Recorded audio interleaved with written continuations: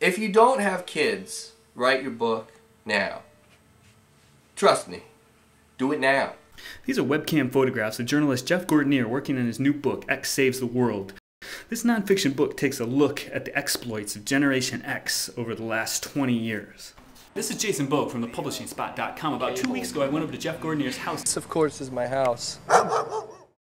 To discuss all the work that goes into making the shiny pages of a book. Jeff gave us some great advice that anybody can use about how to write about music, how to write with a family, and most importantly, how he built his do-it-yourself book promotion campaign.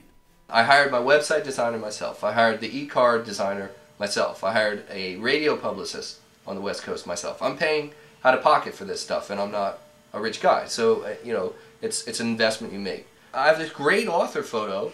I mean, it's way handsomer than I am, believe me. It's like the best I ever looked. And you know, I mean, believe me, a lot of the pictures did not look this good, but there's one, it was like, wow, I look awesome.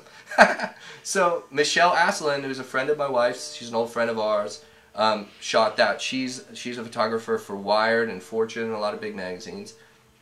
I couldn't afford Michelle Asselin's rate normally, but she did it as a favor, as a friend, and I gave her a bottle of Jewel of Russia vodka. That was my payment to her because she's obsessed with Russia. And you know, so to get things done as an author these days, you have to kind of cut little deals like that and rely on your friends, and which is great actually. It's, you know, in some ways it's the best way to do it.